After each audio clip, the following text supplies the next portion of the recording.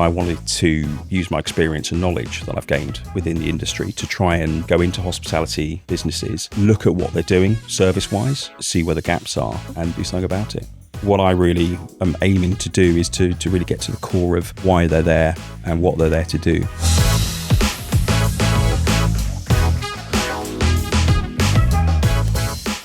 Hello, welcome to Kitchen Tales, the podcast where we talk to local businesses, talk about our own personal lives, our businesses, and anything fun. Yes. Hi, Colline. How are you? I'm all right, thank you. How have you been this week? Yes, I've been all right. Busy. Another party. Local, which, well, no, it actually wasn't too local, so it was in Amesbury. It was a 80th birthday party, buffet, canapes. Actually, it wasn't too hot. It actually rained. We haven't had much rain, but it did actually rain. Yeah, because it's back to being hot again. I mean, it's been nice. I'm not going to complain about the heat. Because we're always complaining every year that it doesn't get hot enough. And then when it gets hot, we complain again. Oh, no. So yeah, it's been really nice. Yeah, it was good. Great party. They were happy. It's really good. Lots going on. Children. My son passed his driving test. Yay, which is really good. That's my personal. That's really good. So he bought a car and has got a car. So that's him off. Is he going to now start ferrying his sister up and down so you don't have to do it? Oh, I'm a bit worried about her getting in the car. Because we've already said, no, you're not getting any of your friends in the car for the first 3 months. I mean, I think you need to, even when you're in there, so that he can just get confidence and do it. Yeah. And then you don't have to be taxi driver anymore. Yeah. Just think about that. My husband took him on the motorway last weekend. I was like, I'm not doing it. Yeah, I think mums will tend to be really nervous because she's thinking, my baby. And then I had Alice who was on, so her son was helping me out on an event, and it was his first time going anywhere further than sort of like 15 minutes. Yeah. And he was coming to Oxford. Yeah, she had to come in the car. Yeah. So she came with her, and then I said to her, actually, do you want to help as well? So she ended up helping me on the event. But now, since that day, she was like, I trust him now. Yeah. He can go and actually be on his own. So yeah. But their kids have been helping at events. So they've been driving each other.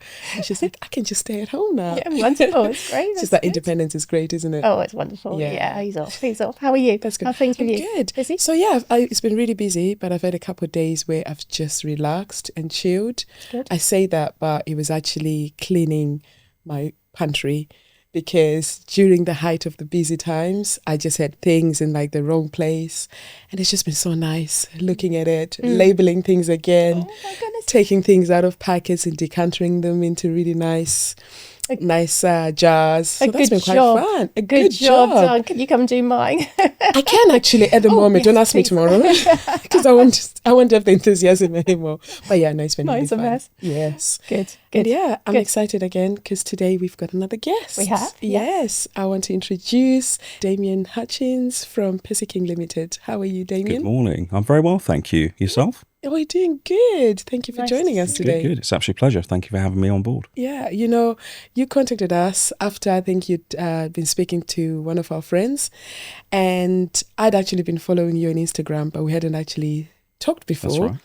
And when I looked at your profile, I was just so intrigued to find out what it is you do. I was like, I'm not going to ask too many questions.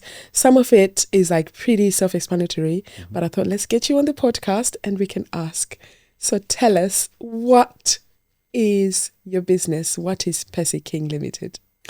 So Percy King Ltd really is a hospitality training and development business.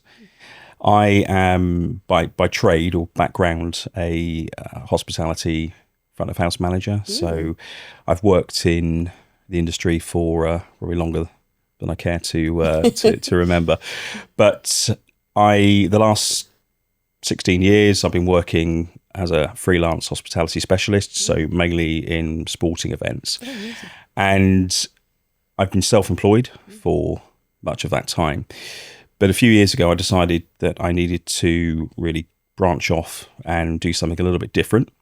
So training and development is something I think is lacking really within the industry. So it's something that I wanted to look at and really use my experience and knowledge that I've gained within the industry to try and offer a service to go into hospitality businesses and look at what they're doing service wise and see where the gaps are, and then hopefully do something about it. That's amazing.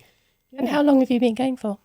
About 4 years. Okay. Yeah, so just after COVID, I feel we use that probably a little bit too much as a timeline, don't we? Really, It happened. It happened exactly. Yeah. So that's how long Percy King Ltd has been going for. As I said, I've been working as a hospitality manager on what is colloquially known as the circuit, which is if you think about events, sporting events and concerts and any type of event that requires management and a large amount of staff, then, you know, you've got a group of itinerant managers and people that go around to, you know, horse racing, for example. So you've got Ascot, Cheltenham, Epsom, Grand National. Newbury, of course. Yeah. How could I forget Newbury? Goodness, that's where I started. So you've got all of these places. Now, obviously, they're not open 5 days a week, 6 days a week, you know. So they do need temporary staff, really, to make them function. So I got into that. And as I said, that's been going for quite a while. And I've really enjoyed it. It's, you know, still do it. But I really wanted to create something that I feel would be of value to the industry, based upon my knowledge and experience, but also my passion for service. So my background is hospitality. So maybe our paths may have crossed because I was working quite a lot at the sporting events as well. Now, all these companies, or like Ascot, for example, all these different venues, they tend to have their own companies that come in, whether it's a catering company or whether it's hospitality staff. That's right. So so how does it work then? Do you bring in a large team, or how does it work? So you're absolutely right. These venues will have a large catering company. So usually there's 2 or 3. Sodexo, Yes. Compass Group, who have their various subdivisions, and you have Delaware North, which is an American company, and they have their various, you know, you've got the Jockey Club, which comes under Compass, so they have various racecourses, and then there's stadiums in London, so various Compass or Delaware North, basically. So you're right, they have those companies that operate the catering for them. So a lot of those companies have their own internal staff. Or their own internal staffing agencies, and then you have outside agencies basically that come in. So I could, and some of my colleagues do this, is they would actually have their own business where they would bring along groups of people they've worked with before, so managers, to look after a specific area. So it could be a restaurant within, you know, a grandstand, so for, you know, Newbury, for example, or they could actually supply catering staff, general staff, basically on an agency basis. So my way of operating is that I would usually go in and contract with a staffing agency, or maybe with a venue directly to offer training services, but also, you know, offer hosting as well, mentoring to staff, or perhaps new managers that just need a little bit of support and guidance as well. Wow. And do you find that you've got plenty of staff to actually bring in? Because I think they're lacking on numbers, aren't they, of waiters? Are you finding you're getting the right staff to bring them in? It can be quite tricky, really. I mean, at the moment, I don't operate as an agency, but also the other side of that is I work with some really, really good people who have, a lot of them, been doing it for longer than I have. And you know, we'll often cross paths at different events and venues as well. So, for example, if I'm working for a client and they need extra staff, then I have got people that I can bring in. Also, I've had the privilege to work with some fantastic waiting staff as well, who I've kept in touch with. So that's really beneficial. For the bigger events, and when you're looking at mass catering, you're looking at having lots more staff. That's when it does get more difficult, because you do need to have the volume, but sometimes the quality can suffer Not necessarily because the attitudes of individuals, although that can factor into it, but mainly because they've been offered a shift or a few days work at an event. Fantastic. They might be a student, they might have graduated, they might be in between jobs, but I think the focus and that real training and the purpose of why they're there isn't always put across to them. Although there is training in place, there's presentations, there's online things, etc.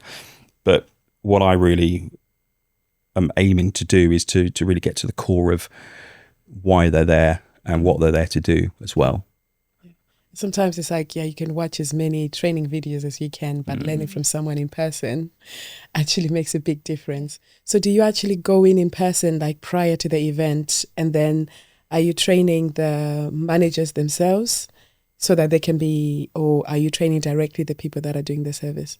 So both, really, dependent upon the requirements. So I train managers or train the trainer, as it's known, but also the staff. And the benefit of being able to go in there and train the managers is that I've done the job. So I've worked in different areas across hospitality. So your typical, let's say for Newbury Racecourse, for example, you've got restaurants, you've got open sort of retail areas, you've got bars, etc. So having worked through them all and actually understanding the challenges that do arise, then actually it's quite nice going in there to train new managers, and also to give them a little bit of motivation and my perspective on things. But also it's quite fun going in and training the younger staff as well. Because I actually find the older I get, the more that I realise that young people have an energy, they have definitely a perspective on things, and it's really important to tap into that, or to try and understand it, and to really direct that energy into delivering some really, really great service. Yeah. So you must be very busy at the moment, seeing we're right in the height of the summer season. Yes. It's been just a little bit busy. Yeah. Yes. It's and that's it's very seasonal as well. That's another reason why I started the business was because from May until September, you can be, if you want, busy every week, every weekend really, with some major events. So it is very very busy, but luckily I've had a lot at the front end this year, and just finished working at the test match, which may be a sore subject for some people. But I was lucky enough to host a private suite there for 3 days, which was good. So it's nice now to have just a little bit of time to catch up and to plan. To plan for the next one. Exactly. Yeah. And then what happens in the winter? Is it more planning, or do you have any events in the winter at all? So the winter is, so Christmas I think things have shifted a little bit. So Christmas used to be typically a very busy time, and it still can be. But, there's a few events that go on. I did a couple of events last year in December up in London, but it does tend to be a lot quieter. So you do have race courses that switch onto the jumps. So, Cheltenham, Newbury, and obviously Ascot as well do race. You have the rugby, autumn internationals, but a lot of it is planning, and it does definitely slow down a little bit, which isn't a bad thing all the time. Yeah, you need to Absolutely, catch up. you need a bit of a catch up and rest. Yeah. So Absolutely. you've done all these sporting events. Are you a sports fan yourself, or?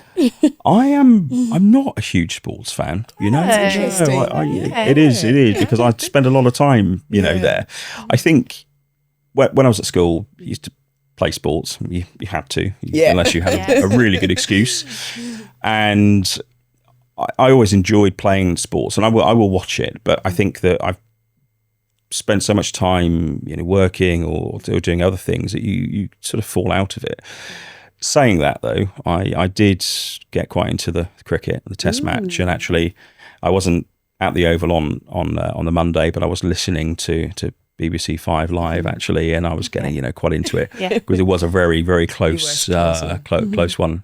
So but I do get asked that quite a lot, and usually people are very surprised because I could be at a test match for 5 days, and people, how are you not an expert on cricket or usually you're busy. Exactly. busy, exactly. And Don't it's get too much. same with a rugby, and you get to a point where it's great, but I've seen it. I've been to rugby matches, for example. So I think when people are out watching the match, I'm usually there trying to feed the staff and then get the room turned around for when people come back in for their halftime drinks. It happens so quick, doesn't it? Yeah. It does. Quick turnaround. Very much so. Yeah. Do you have a favorite place that you've worked? If I could ask, I mean, you've worked many places, but do you have a favorite?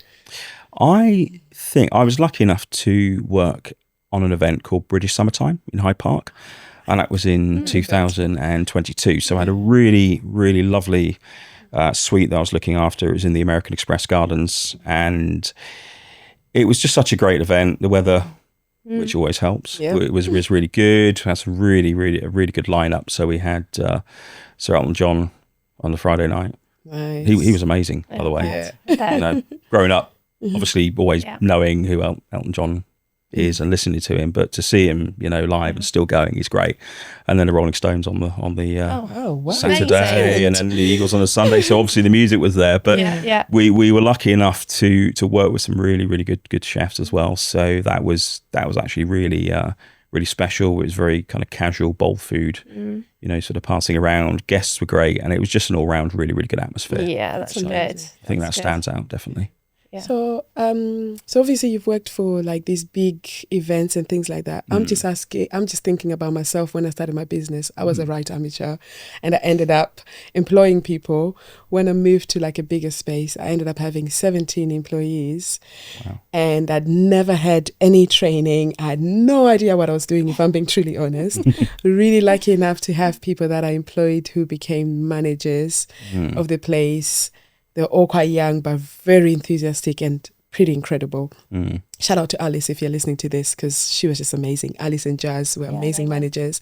But I'm just thinking, for somebody who's starting a business like myself, who's wanting to get some training in place on hospitality, is that something that you do, or do you just work on big companies? No, I work with anybody really that has a requirement. I think, and especially small businesses. Being a small business myself, it's really important, I think, that we're really driving these small businesses, because hospitality, I think, is a great industry. It can be hard work, it can be very frustrating at times, but I believe in the power of small businesses, people who want to take that step to create something. And actually, it's the more I do it, the better it is. I really enjoy it. It's great putting together a workshop, something fun, interactive as well. I like to get people moving, people up, and walking as well, body language, and having that energy, and as you mentioned, that enthusiasm, and also I think the attitude really is actually really important. I can see, like you just mentioned, you were an amateur, but actually, in fact, obviously having met you and spoken to you, you have that energy that radiates out, and I think that's so important within hospitality. We're there to really create experiences for people, and I think really you can only do that by having that intent, by having that energy, and I always liken it a little bit to going on stage. You're performing. That's true. In a way. Absolutely. That is absolutely true. Yeah. But that's really good to know, because I'm sure there's other local businesses maybe that are starting up, some people that might actually benefit, and knowing that there's somebody locally. Because I remember there was a big company, I can't even remember the name, that tried to approach me, but I just didn't know it just didn't speak to me, if that makes sense. It just didn't seem very personable. So someone who knows the area, someone who's local as well, just for people to know that there is an option for actually training your staff. So we'll definitely be shouting your name so people know that you provide this. Thank you very much. That's very kind. Thank you so much for joining Damien. us. Really, really appreciate you having us today. It's an absolute pleasure. Yeah. Thank you for having me. Yeah, if people want to find out more about you, where can they find you? Are you on social media? Do you have a website? I do. I'm on Instagram, so it's at Percy King Ltd, and my website is percyking.co.uk. Brilliant. So feel free to drop me a line. Thank you, Damien. Pleasure. You. Yeah, before we finish, we are always asking our guests what they're having for dinner, just to get a bit of inspiration and to also give our listeners or watchers inspiration for what they can make for dinner. So for tonight, I am having. I want to try and pronounce this correctly or say it correctly. I think it's pasta aglio aioli. Aglio aioli, basically, which is oil and garlic. Yes. So it's a really, really simple recipe. It's probably too simple, really. It's not me being lazy, not wanting to cook, but it's I use linguine, very, very thinly slice some garlic, 5 or 6 cloves, some chili flakes as well. Nice. Lots of olive oil, Yeah. parsley, squeeze of lemon, maybe some garlic ciabatta as well. So yeah. Sounds good. Sounds really good. Love that. What are you having? Mine's a Rhona? bit boring. I'm just having a roast chicken. Cold roast chicken. Favourites. Jack potatoes, some coleslaw, and some salad. That sounds Yeah. yummy. How about you? Can't go wrong. So I'm actually going to be making curry goat that one of my friends is going to be having for her event at the weekend. Sorry, curry goat. Curry goat. Right. Yeah. Have you had it before? No. Okay. We need to change that. We need to change that and make sure you try this. Yeah. So it's actually, I'm making a version, like a Caribbean version, but we make something similar. Right. In Zimbabwe as well, but I'm making Caribbean version, and I haven't made it in a long time, so I'm sort of testing. But it's goat. But it's goat. It's got meat, and you put some curry. It's a bit of a labour of love. Sorry, I look a bit short. And it's so But where good. do you get goat Yes. from? So I actually get it from Griffin's. They're amazing because I actually order ahead of time from them. I ask them to get it for me because I like it on the bone. So they usually just have it when it's not on the bone. But you can get it on the bone if you just order ahead of time, and they'll make sure they have it for you.